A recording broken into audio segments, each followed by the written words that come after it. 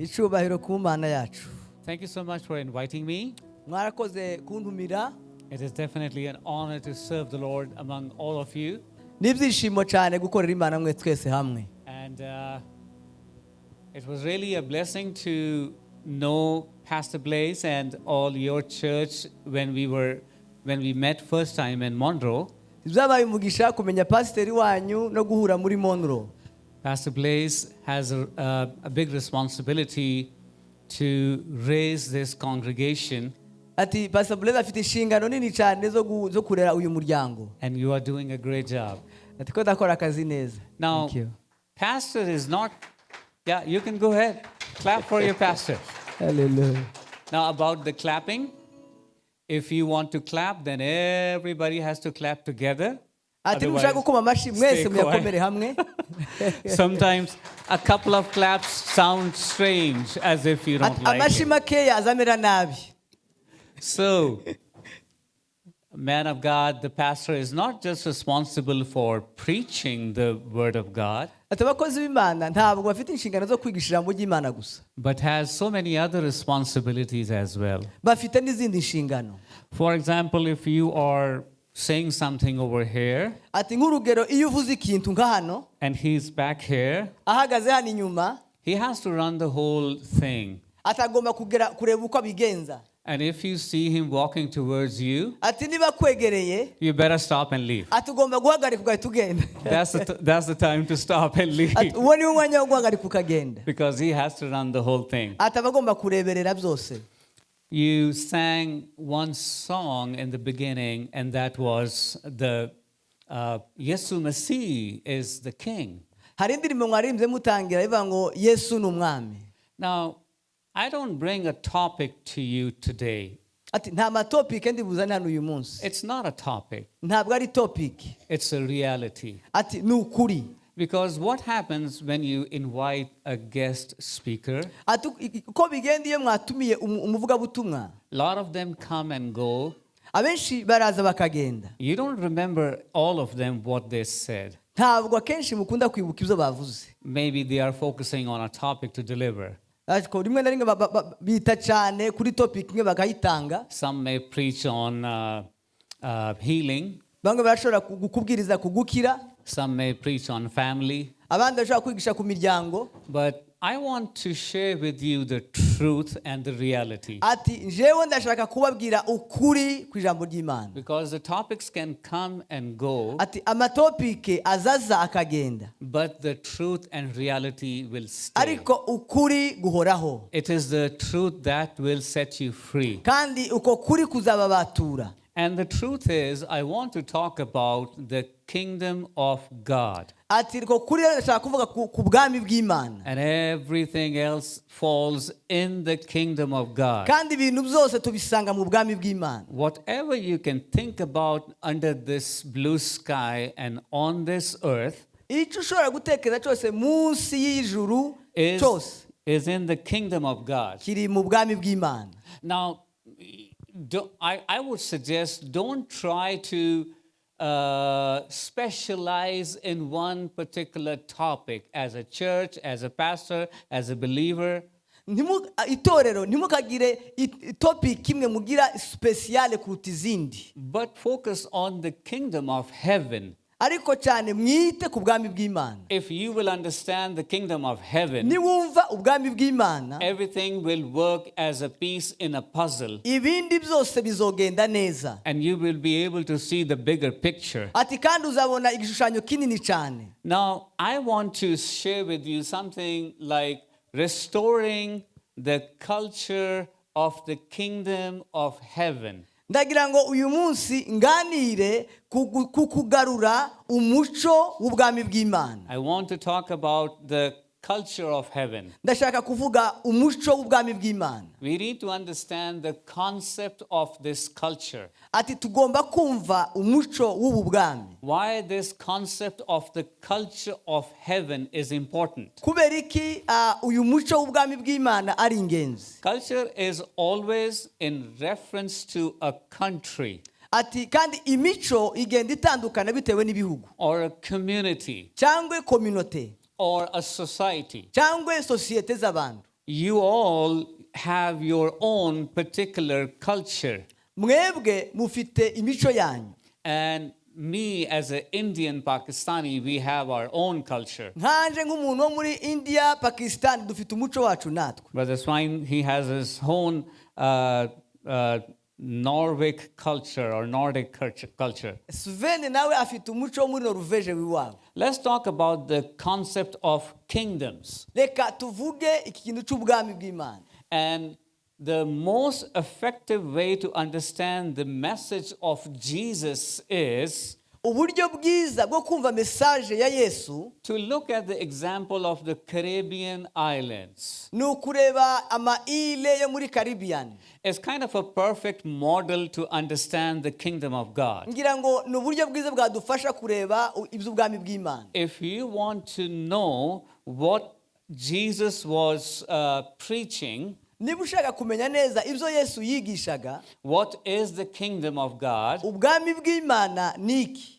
how it works together, uburyo bikorera hamwe, then let's visit the study about the Caribbean islands. reka twige kuri aya maile yo muri Caribbean. Now, the model of it's a perfect example of the kingdom of God. How God wanted to see his kingdom on earth. Ati ni urugero rwiza rw'uburyo Imana yifuza kubona ubwami bwayo hano ku isi. Now, why Caribbean is a perfect model? Kubera iki Caribbean ari urugero rwiza? Now, let's check what language these places they speak. Reka turebe ururimi bavuga aha muri Caribbean. In Cuba, they speak Spanish. Muri Cuba bavuga Spanish. In Colombia, they speak Spanish. Muri Colombia bavuga Spanish. And you know, in Haiti, they speak French. Muri Haiti bavuga Igifaransa. Brazil, they speak Portuguese. Muri Brazil bavuga Igiportugais. Trinidad and Bahamas, they speak English. Muri Trinidad no muri Bahamas bavuga Icyongereza. And like Dominican Republic and Barbados and Guyana, all these, they speak like Spanish or English or some other language. Dominican Republic naho nizo bihugu bindi avuze bavuga Spanish. Now, why that is the reason why these different islands speak different languages. Kubera iki ibi bihugu byose ya maile yose bavuga ibihugu indimi zitandukanye. Now, before we do that, I want us to go to Matthew chapter 4, verse 17, which our brother read. Mbere yuko tuvuga ibyo byose ndagira ngo tugende muri Matayo ibice chapter 4. Matthew chapter 4, verse 17. Matayo ibice 4 n'umurongo wa 17. Now, this is the first public statement of Jesus. Izi nizo jambo rya mbere Yesu yavuze. And let's read what he says in Matthew 4:17. Reka dusome Matayo 4:17. Baravuga ngo Yesu ahera ubwo atangira kwigisha avuga ati mwihane kuko ubwami bwo mu ijuru buri hafi. Now, Jesus, in his very first statement in the public, said, the kingdom has arrived. Bwa mbere Yesu yigisha aravuze ngo ubwami bw'Imana buri hafi. He said, repent. Aravuga ngo nimwihane. And we all know repent is like a U-turn. Kandi ngira ngo repent ko tubitekereza ni nka U-turn batwara imodoka murabyumva. You take a U-turn from your sins. Ugira U-turn uva mu byaha byawe. Basically, it means the U-turn in your mindset. Ariko cyane baba bavuga U-turn mu bwenge bwawe mu bitekerezo byawe. The kingdom of heaven has arrived. Ubwami bw'Imana buri hafi. Now, there is a difference between the kingdom of heaven and the kingdom of God. Hari itandukaniro ry'ubwami bw'Imana n'ubwami bw'isi. Now, the kingdom of heaven is a place. Ubwami bw'Imana ni ahantu. You sang the song, The King of Glory. Twaririmbye indirimbo ivuga ngo umwami w'ubwiza. Glory is a country. Ubwiza ni igihugu. That is the country of our Heavenly Father. Icyo nico gihugu cy'umubyeyi wacu Imana yacu. That's where his kingdom is. Aho niho ubwami bwe buba. Now, that God, and when we say the kingdom of God, Iyo tuvuze ngo ubwami bw'Imana is an influence. ati ni ubushobozi. That influence is on the earth. Ubwo bushobozi buri ku isi. for the kingdom of God. kubw'ubwami bwe. Now, kingdom of heaven is the headquarter, ubwami bw'imana ni icyicaro, is a country, ni igihugu, but it's an invisible country. ni igihugu kitagaragara. And the kingdom of God, ubwami bw'imana, his influence, ubushobozi bwabwo is a visible country on earth. buragaragara hano ku isi.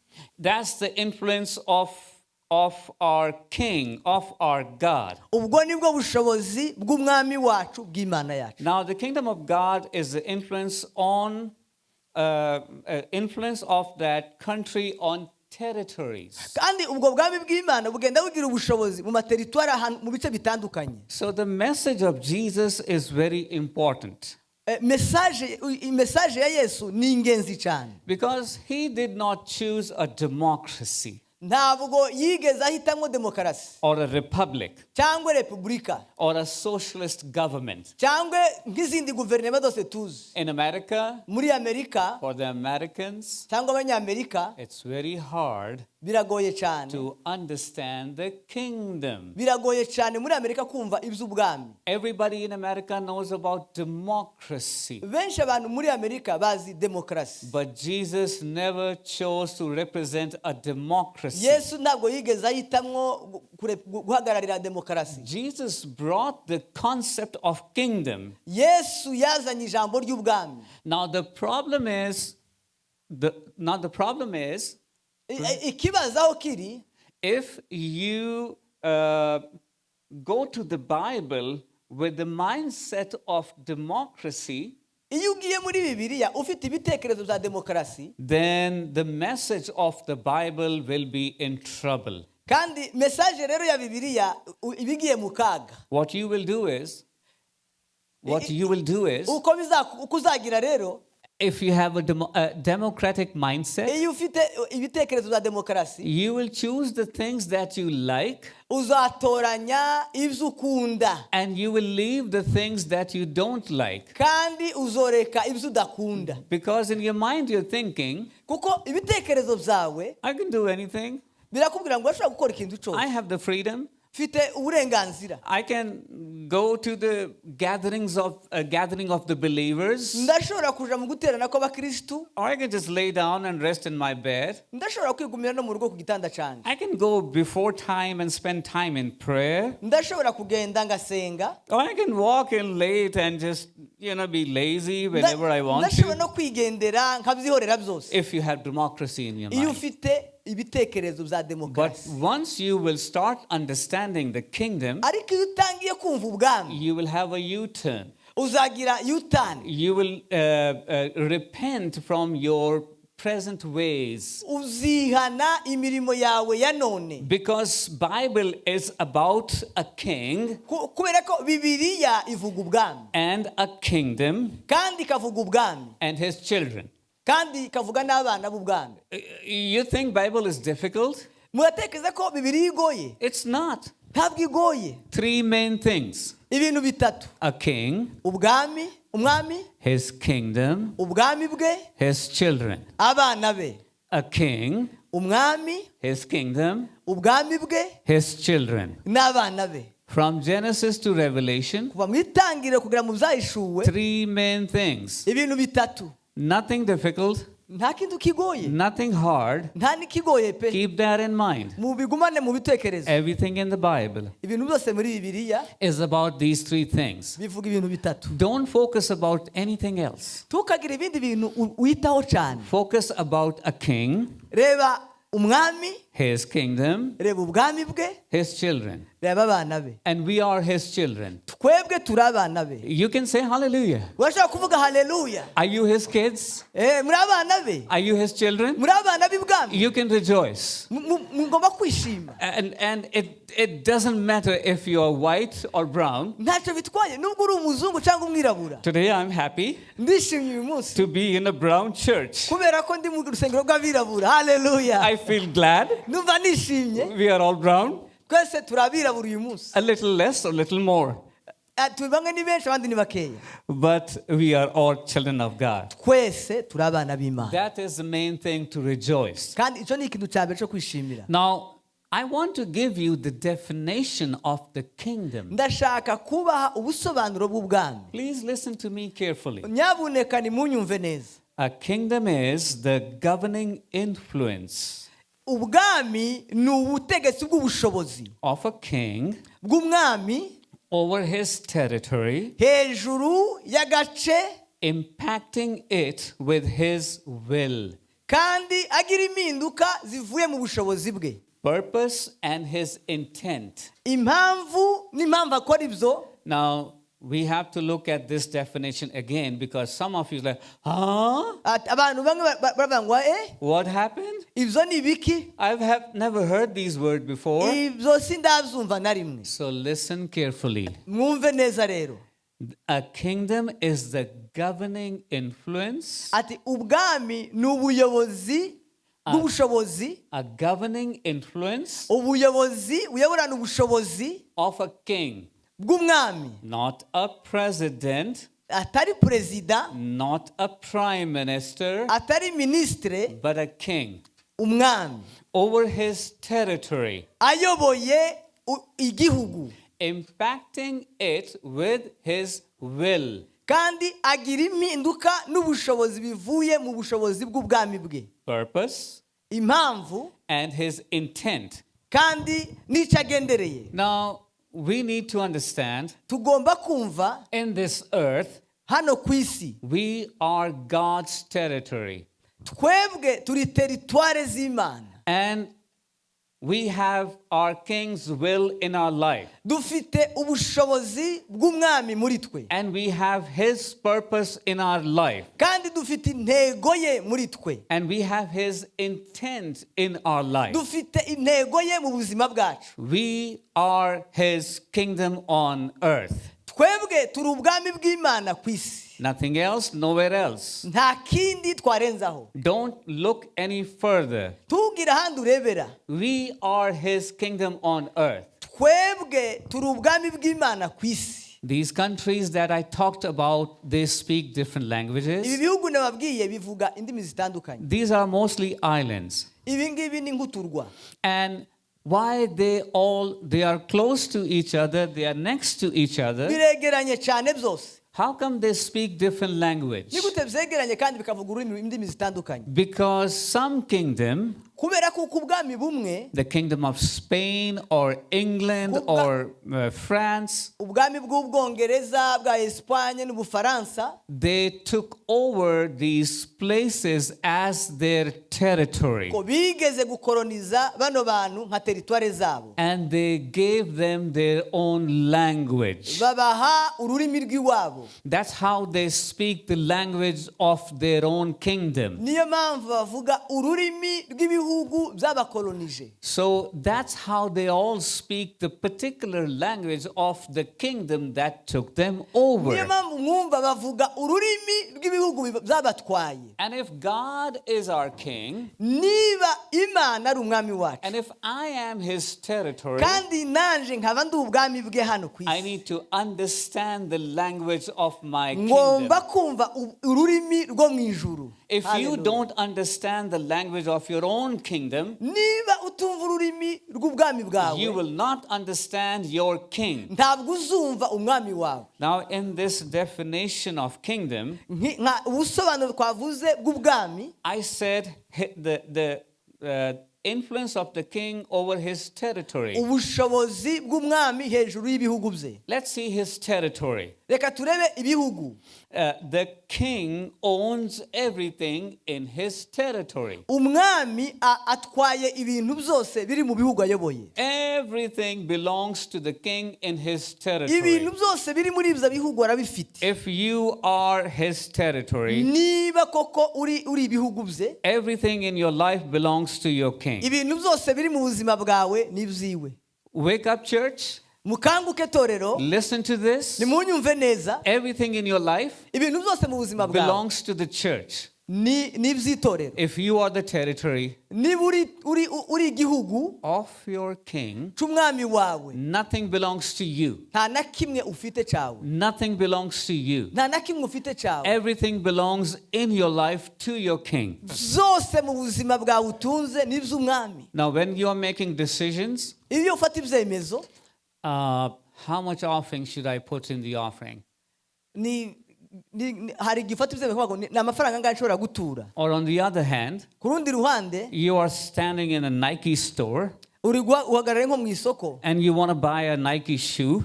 ufashaka kugura nk'inkweto ya Nike. My son loves Nike. Umuhungu wanje akunda Nike. He is always looking for a Nike. Ahantu hose bari kureba Nike. So in the Nike store, you're thinking about how much I can spend. Muri Nike ndashobora kudepansa amafaranga angahe. Maybe in the end, you end up buying a $200 Nike shoe. Urashobora kurangiza uguze urukweto rw'amafaranga 200. But on the other hand, Ku rundi ruhande, you might be struggling, how much should I bring in the offering?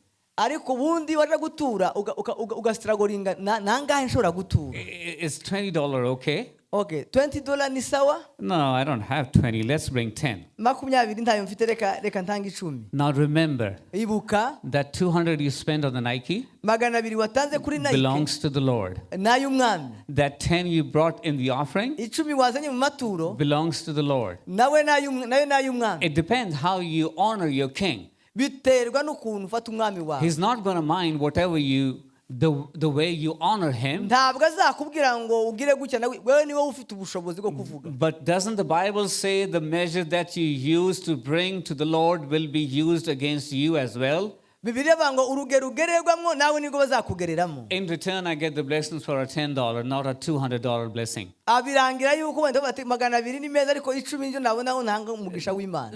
Now, don't take me wrong. Don't quote me wrong on this money situation. Ntimunyumve nabi kuri iki kintu cy'amafaranga. It's not about that. Ntabwo ari ibyo. But it's about how we honor our king. Ariko dushaka kugaragaza ni gute twubaha umwami wacu. The king actually owns his territory. Umwami atwara ibihugu bye byose. He owns every person in his territory. N'umuntu wese wo mu bihugu ayoboye. Impacting, so in the definition it says, impacting with his will. Kandi akamugiraho ububasha. His personal will. Buri muntu wese mu bihugu amugiraho ububasha. Whatever is the will of the king is impacted on the kingdom. Ubushobozi bw'umwami bugira ububasha mu bihugu. The king's personal interest becomes the policy of his territory. The king's personal interest becomes the policy of the territory. Kandi inyungu z'umuntu ziba inyungu z'ubwami. Now it's not our will. Ntabwo ari ubushake bwacu. It's the will of our king. Ni ubushake bw'umwami wacu. That becomes the policy of our life. Ubwo bushake bw'umwami wacu nibwo buba ubushake bw'ubuzima bwacu. It doesn't matter if 80 bishops or 100 bishops from some denomination, they come together. Ntacyo bitwaye nubwo aba bishop 80 bahura hamwe. And they decide for the better of the humanity. Bakavuga ati kubwo ikiremwa muntu. We will allow the women to marry the women. Ati turemera abadamu gushakana. And the men to marry the men. It's okay because we are the bishops, we can do that. N'abagabo bashakane turabyemeje kuko turi ababishopu. No, not in the kingdom of heaven. Ntabwo ariko bigenda mu bwami bw'Imana. Not in the kingdom of God. Ntabwo ariko bigenda mu bwami bw'Imana. Because that's not the intent of our king. Ntabwo ariko ubwami bwacu bumeze. Whatever is the intent of our king ubwami bw'Imana will be the policy in his territory. Uko bumeze mu ijuru niko bumera no mu bihugu byo kwisi. Now listen to this very carefully. Ati mwumve bino ngiye kuvuga neza. In the Bible, Jesus taught his disciples. Yesu abwira abigishwa be. In Matthew chapter 6 verse 10. Muri Matayo ibice 6 n'umurongo wa 10. Let's read Matthew chapter 6 verse 10. Reka dusome Matayo 6 n'umurongo wa 10. And see, what does it say? Reka twumve ico bivuga. Can someone read that? Ubwami bwawe buze, ibyo ushaka bibeho mu isi nk'uko biba mu ijuru. Amen. Amen. So it says, thy will be done Bivuga ngo ibyo ushaka bibe on earth mu isi just like it is in heaven. nk'uko biba mu ijuru. Thy will be done. Ubushake bwawe bube, Your will be done. ubushake bwawe bube, My king's will be done ubushake bw'umwami wanje bube on earth mu isi just as it is in heaven. nk'uko buba mu ijuru. This is where we see the impression of our kingdom Aha niho tubona cyane ubushake bw'umwami wacu on the earth. ku isi. So we have to keep that in mind, Ati tugomba kubigumana mu bitekerezo. that a king wants his will to be done. Ati kuko umwami arashaka kuko ubwami bwe ubushake bwe buba. Now, the king doesn't want your suggestions. Umwami ntabwo ashaka ibitekerezo byawe. You can take your suggestions to Donald Ntabwo ashaka Trump. kumugira inama wowe. He is our president, Niwe perezida wacu and we like him. kandi turamukunda. And you take your suggestions to him, Kandi ibitekerezo byawe he will listen to you. ubijanye arabyumva. But our King Jesus Umwami wacu doesn't want our suggestions. iwe ntabwo akeneye ibitekerezo kuko tumugira inama. Because in a kingdom, there is no Congress, Mu ijuru ntabwo habaho congress, there is no parliament ntabwo habaho parlema that makes any laws. bashyiraho amategeko. Now, the king in a kingdom chooses his own council. Mu ijuru hano mu isi batora abajanama. And that council in the Bible is called ecclesia. Iyo kansa muri Bibiliya bayita ecclesia. The chosen ones by the king. Abatoranijwe n'umwami. And he decides or chooses who he wants on his council. Atoranya uwo ashatse muri kanso yiwe. And in the Bible, this council is translated as church. Kandi muri Bibiliya birasobanura abo bajanama n'iyo kanso ni itorero. Now, we are the church of Jesus, of God, of our King. Turi itorero ry'Imana rya Yesu Kristo hano. So please think in this way, Ndagira ngo nyamuneka mubyumve muri ubu buryo. that Jesus is our King. Yesu ni umwami wacu. He has chosen a council, Yatoranyije aba bajanama be. and we are that council. Twebwe turi icyo cyicaro ciwe. Now, there is a problem with the church, in the church, with the people of church. Hari ikibazo mu nzu y'Imana n'abantu b'Imana. We think Hari igihe dutekereza on Sunday morning, ku cyumweru mu gitondo we have to get up turashobora kubyuka and we just have to dress up tukambara and go to church tukaja ku rusengero and sing some songs, tukaririmba indirimbo a few prayers, tukanabyina, a nice message, message nziza igatambuka, give the offering, tugatanga amaturo, and we leave, tugasohoka, and we're done with church. tukaba turarangije amateraniro yacu. But in the kingdom of God, Ariko mu bwami bw'Imana it's not like this. ntabwo ari uko. This is all part of the religion, what we think in our mind. Ibi ni igice kimwe cya religio cy'imyizerere dutekereza mu bitekerezo byacu. The church of the kingdom Itorero ry'Imana is not just these few things. ntabwo ari ibi bintu bitoya gusa. It is more than that. Ati ni byinshi biruta ibyo. We are the church Turi itorero 24/7. amasaha 24 30 days of the month. iminsi 30 y'ukwezi, 365 days of the year. iminsi 365 y'umwaka. We never take off from being a church. Ntabwo na rimwe turareka kuba itorero. We are the church. Turi itorero. I am the church. Ndi itorero. I am the ecclesia. Ndi ecclesia. I am the chosen one of God. Ndi uwatoranijwe. Wherever I am going, Aho ngenda hose, whatever I say, ibyo mvuga byose is the counsel of God, ni ibitekerezo by'ubwami, is the will of ni God, ubushake bw'ubwami, is the purpose of God. ni umugambi w'ubwami. That means Bivuga ngo we cannot be just holy for Sunday service, ntidushobora kuba abera ku cyumweru gusa, just righteous for Sunday service, abakiranutsi ku cyumweru gusa, just hallelujah, I love you, my brother, on Sunday cyangwa morning. haleluya ndagukunda muvandimwe ku cyumweru gusa. And a lot of times, Akenshi unfortunately, ntabwo ari byiza, the religious Christian church itorero akenshi twega abanyedini learns to say all these things. turiga kuvuga bino bintu. Do you know in the world,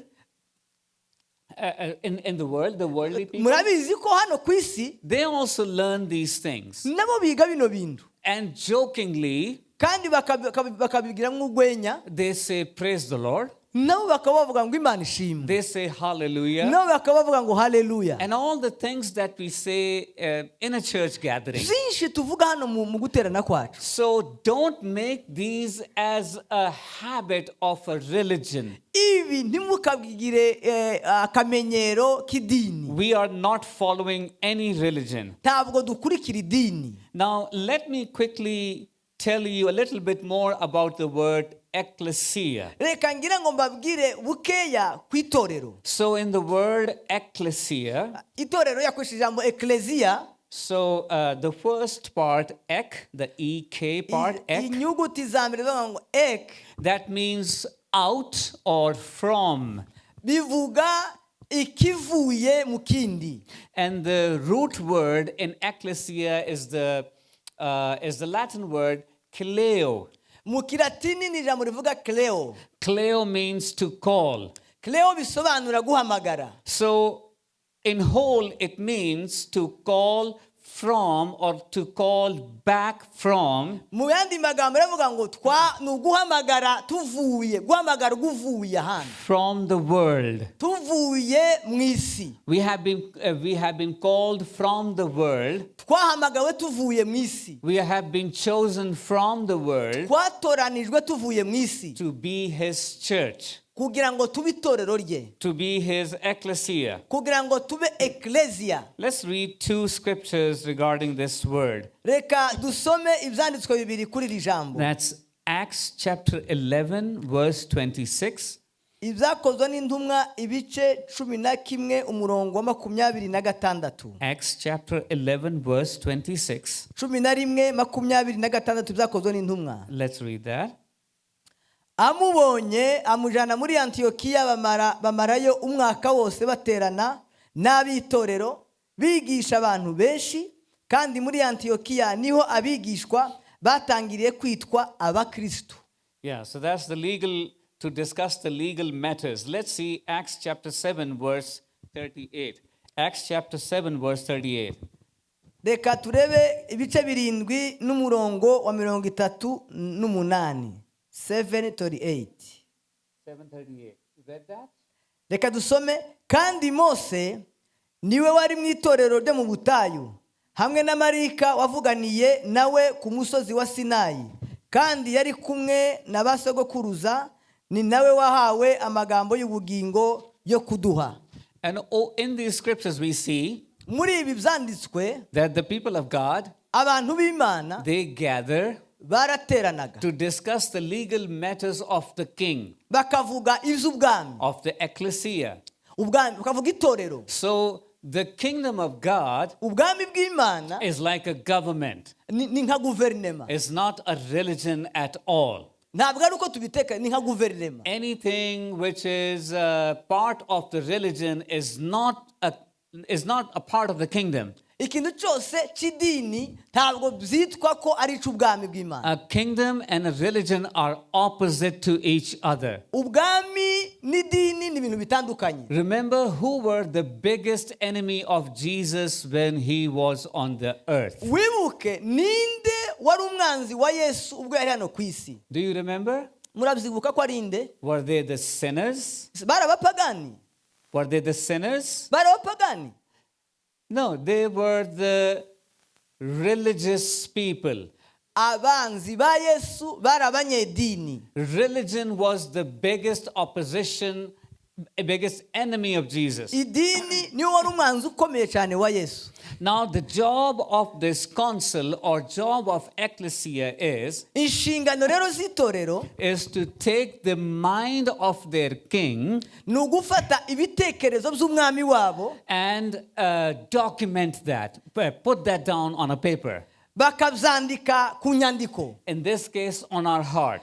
Ibyo rero byanditswe ku mitima yacu, And turn that into a law. kandi ibyo bakabihindura amategeko, And then enforce that law into the world. kandi rero bagatuma ayo mategeko akora mu isi. What does that mean? Ibyo bisobanura iki? That means whatever is the law of our kingdom bisobanura ngo amategeko y'ubwami bw'Imana is my law, niyo mategeko yanje, and I will bring it to the world kandi ayo mategeko nzayazana mu isi, so that the world can see the kingdom in me. kandi rero kugira ngo ubwami bw'isi bumbonemwo ubwami bw'Imana. It is the law in my kingdom not to steal. Ati ni itegeko mu bwami bwa data ko ntagomba kwiba, So I'm not going to steal. ntabwo nziba.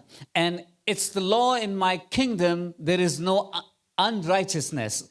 Ntabwo ni itegeko ko mu bwami bw'Imana ntagomba kubaho kudakiranuka. So I will be righteous. Ngomba kuba umukiranutsi, And that's how I bring my kingdom laws into the world. ko niko nzana ubwami bw'Imana, amategeko y'ubwami bw'Imana nkayazana mu isi. And that's why we, the ecclesia, Niyo mpamvu twebwe itorero should stay close to tugomba kuba cyane hafi, and pay attention tukita cyane to the King Jesus. ku mwami wacu. How much attention do you pay to your king? Ni kangahe wita cyane ku mwami wawe? Are you paying attention to something else?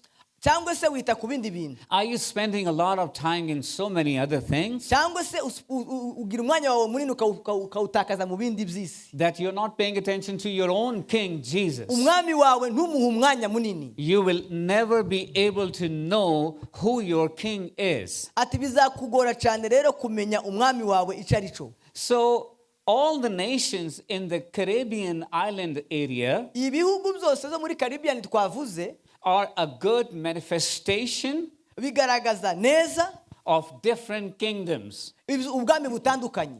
And historically speaking, Ati mu mateka kingdoms, they like to expand their territory. ubwami bukunda kwagura imbago z'ubwami bwabo. Yeah, because the power of a king Ubushobozi bw'umwami is related to the territory he owns. bugaragarira mu bice ayoboye. The more a king has territory, Ati uko umwami agenda agira ibihugu binini, that shows his power. bigaragaza imbaraga afite. And we see Kandi rero turabibona, that's why God the Father,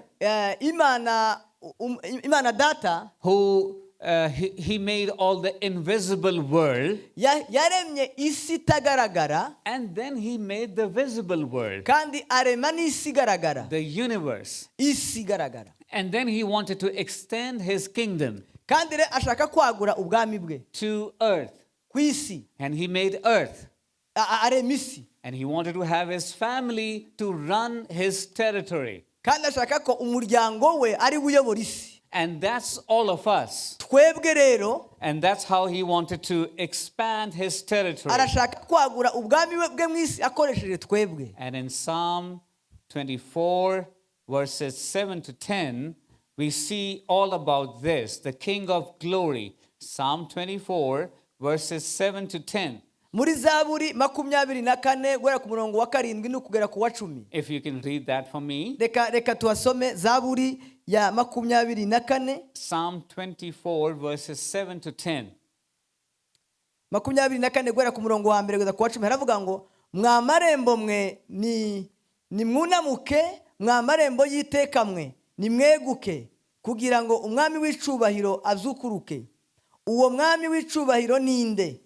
N'uwiteka ufite imbaraga n'amaboko, n'uwiteka ufite amaboko yo kurwana. Mwa marembo mwe ni mwunamuke, mwa marembo y'iteka mwe ni mweguke, kugira ngo umwami w'icubahiro azukuruke. Uwo mwami w'icubahiro ninde? Uwiteka nyiringabo niwe mwami w'icubahiro. Amen. Amen. So this king, who is the king of glory, uyu mwami w'icubahiro, I told you glory is his country, the unseen country.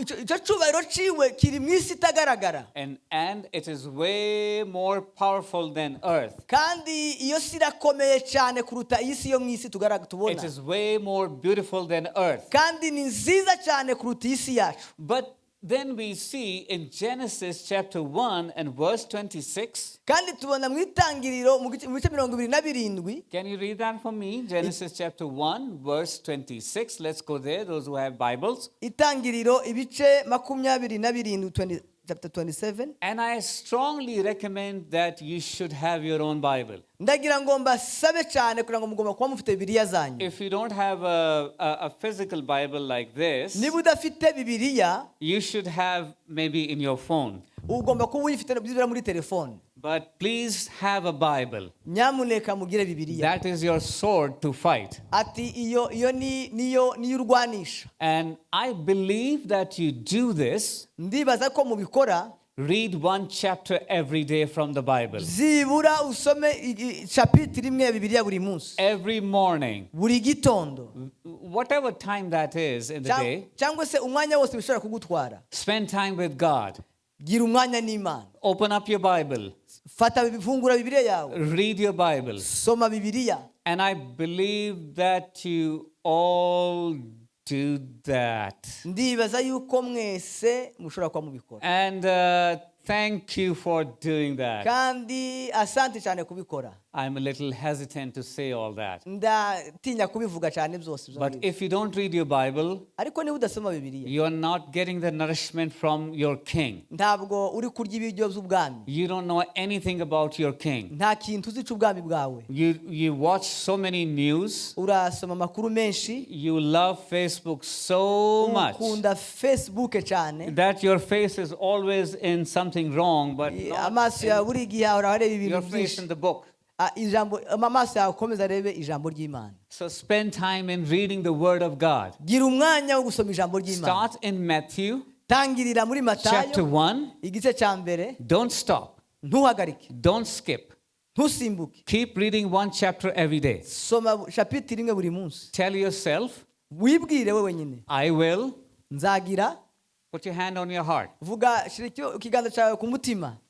I will njyewe read Bible nzasoma bibiliya every day. buri munsi. Amen. Amen. This Hallelujah. is simple request. ati nugusaba ndasaba ikintu cyoroshye cyane. Now, this is something very funny. ati iki ni ikintu gisekeje.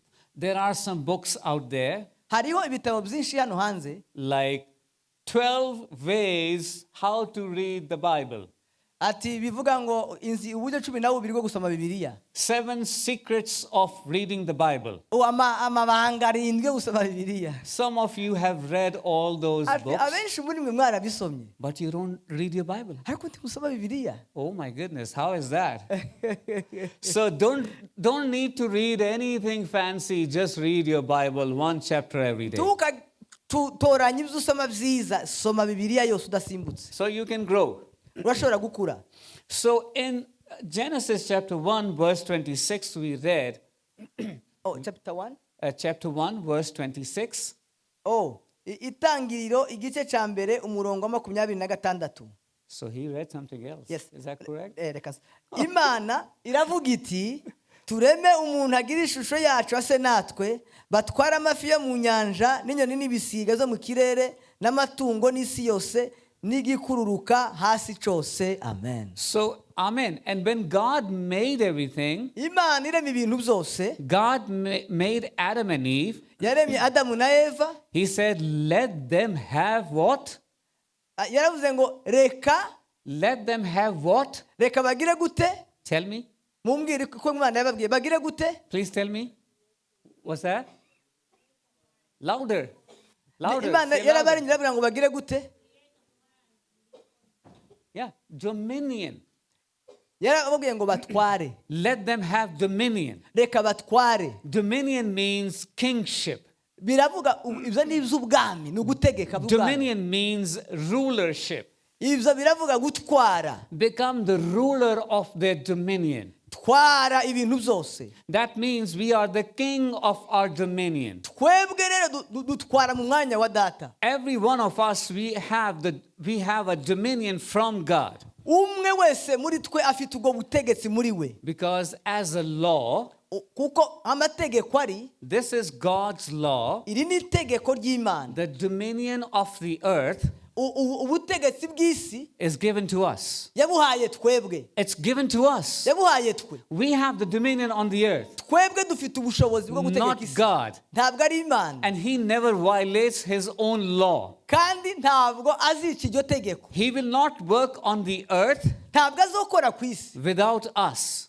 tudahari. He can. Amen. Ntashobora. He can work, yashobora gukora, but he's not going to. ariko ntabwo ashobora kubikora. Because he's not going to break his own law. Ntabwo azica iryo tegeko. He has given the dominion to us. yaduhaye ubutegetsi. We have the dominion. yaduhaye gutwara. Over what we have the dominion? Gutwara iki? The fish, Amafi, that means over the sea.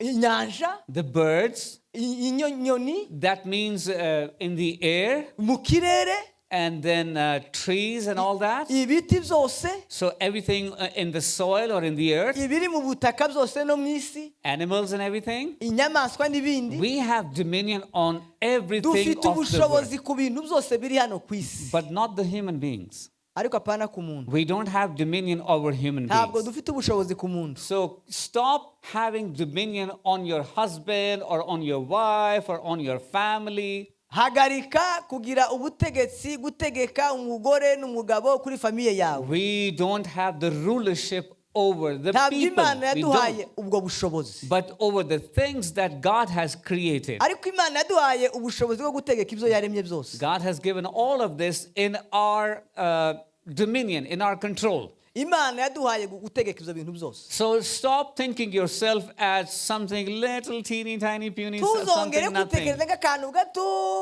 gatoya cyane. You are kings and queens. Uri umwami, uri umwamikazi. God has given you the authority Imana yaguhaye ubushobozi, and the dominion yaguhaye gutwara, and the governor of his kingdom. kandi uri umutegetsi w'ubwami bwe. You know, all these nations that I mentioned, Urabona ibihugu byose nagiye mvuga, this is what the kingdoms used to do. uku niko ubwami bwari bumeze kera. When they will take over a territory or a nation, Iyo batwaraga igihugu cyangwa ibihugu, the first thing they do icya mbere bakoraga is send a person from their kingdom, the most powerful, trusted person, boherezaga umuntu w'umwizerwa cyane muri icyo gihugu, as a governor to that nation. akaba gavana w'icyo gihugu. And they built a beautiful governor mansion. Bakubaka inzu nziza cyane muri iyo teritwari aho And bagiye. the first thing that governor does Kandi ikintu cya mbere uwo muyobozi akora, is change the language of that nation. ahita ahindura ururimi rw'icyo gihugu.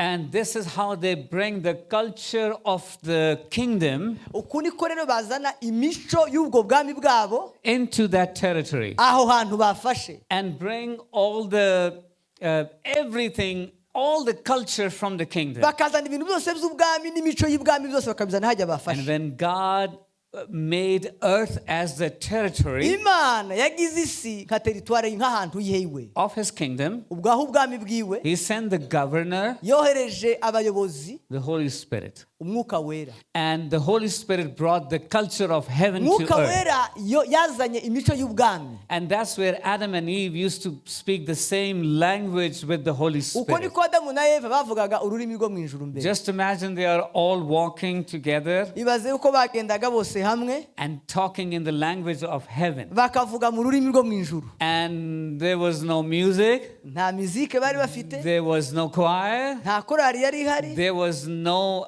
prayer meetings. ntago bagiraga amasengesho. I'm not disheartening any one of you, Ngira ngo nta muntu ndi guca intege. but they were still so close to God, Bari begereye Imana cyane, speaking in one language. bavugaga ururimi rumwe. And when Adam and Eve, they rebelled, they, Ubwo Adamu na Eva bacumiye ku Mana, and they sinned, bakoze icyaha, and they announced independence against the kingdom of heaven. bagize independence barikukira.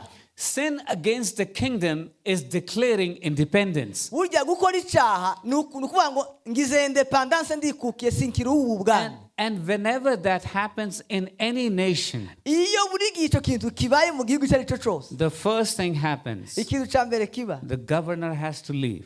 wa muguverineri wa muyobozi wa ruhora arasubira iwabo. He is recalled back to the kingdom. baramuhamagara ngo ngwino, bagize He ubwigenge, is a useless person for that territory. nta gaciro bagifite muri icyo gihugu. That's what happened with Adam and Eve. uko niko byagenze kuri Adamu na Eva. And then the mankind started their own language and their own lifestyle and their own kingdom. batangira imiruho, kugira ururimi rwabo n'ibikorwa byabo n'umuco wabo n'ubwami bwabo. Now I'm just closing this super quickly. ndagira ngo ndangize gutya. And we lost the governor twatakaje umuyobozi wacu from our kingdom. wari uvuye mu bwami bwacu. We lost our kingdom lifestyle. twatakaje imibereho y'ubwami bw'Imana. We even lost the language to connect to our kingdom. twatakaje na rwa rurimi rw'iwacu. So we lost the culture of the kingdom. dutakaza n'umuco. But then Jesus came back. Yesu rero araza, He died on the cross. arapfa ku musaraba, And he left for heaven. asubira mu ijuru. And he said, I'm not going to leave you orphan. ntabwo mbasiga nk'imfubyi, I'm not going to leave you alone. ntabwo mbasiga mwenyine. I'm going to send the governor again. ndongera kandi noheze gavana wo mu ijuru. He's not just going to be with you, ntabwo azongera kandi, but he's going to be in you. ntabwo azongera kubana namwe, noneho azaba muri mwe. He's going to live inside you. azaba muri mwe noneho. Now try to understand this ndagira ngo carefully. mugerageze kumva kino kintu neza. Religion will tell you idini rizakubwira how you can reach to God. ukuntu ushobora kugera ku Mana. Now listen to me carefully. munyumve neza. When that God is inside you, kandi akavuga ngo hari uburyo wogera ku Mana kandi Imana iba muri wewe. I'm finishing. Look at me. ndimo ndarangiza mu ndebe. If God is inside you, niba Imana iri muri wewe, do you have to reach somewhere? ushobora kuja kuyishaka ahandi. Do you have to reach and go and find the God somewhere? ushobora kuja kuyishaka ahandi. Where is He? irihe? Where is He? irihe? Where is He? irihe? Where is He? irihe? In me. iri muri nje. So the life I live ubuzima mbaho is a life n'ubuzima God from inside me into the world. Imana iva muri nje ikaja mu isi. I will show you my God. nzabereka Imana yanjye. This is my God. iyi niyo Mana This yanjye. is my King. iyi ni umwami This wanjye. is the King of glory. uyu ni umwami w'ubwiza. This is my God. uyu niyo Mana yanjye. The religion will delay your blessings and your healing and your everything. idini rizagerageza gutinza gukira n'imigisha yawe n'ibindi. But the kingdom of God is in you. ubwami bw'Imana buri muri wewe. Is now. buri muri wewe nonaha. And one great thing that kingdom governor did again ati ikintu gikomeye uwo muyobozi akora cyane, is brought back the language. agarura kandi ururimi. So we can speak the heavenly language. turashobora kuvuga ururimi rwo mu ijuru. Now, last thing, pastors say this many times, but last thing, ikintu cya nyuma noneho, that if we want to really connect to our heavenly kingdom, our heavenly government, nidushaka gukonekitinga neza n'ubwami bw'Imana, please go back into the language of heaven. nyamuneka nimusubire muvuge ururimi rwo mu ijuru. And I also encourage you, ndabasaba especially the elderly, abakuru b'itorero in America, muri Amerika. mostly everybody speaks English. muri Amerika abantu benshi bavuga icyongereza. If you don't speak English niba utavuga icyongereza and you tell yourself, ukibwira I don't need to learn, sinshobora kwiga ururimi rw'icyongereza, I encourage you, ndagusaba please learn English language. nyamuneka igicyongereza. I'm not devaluing any language or any ntabwo ndi person, gutesha agaciro izindi ndimi, but I am encouraging you ndagushishikariza cyane so that you can be a part of the true America. ndagira ngo kugira ngo uzashobore kuba muri Amerika neza no kuba kuvuga And icyongereza, you can be blessed and you can bless others.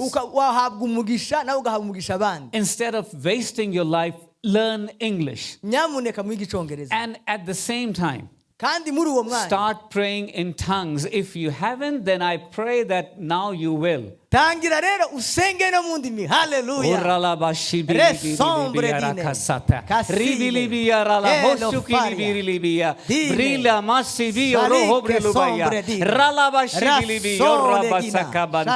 So we can connect with our kingdom. turashobora guconnectinga n'umwami wacu. We can talk in the language of turashobora heaven. kuvuga ururimi rwo mu ijuru. So we can Haleluya. understand what my king means. tukumva ibyo umwami wacu avuga. And bring the influence twazana ubushake bwe of my king bw'ubwami and his kingdom n'ubwami bwe into this world. hano mu isi. Amen. Amen. Amen.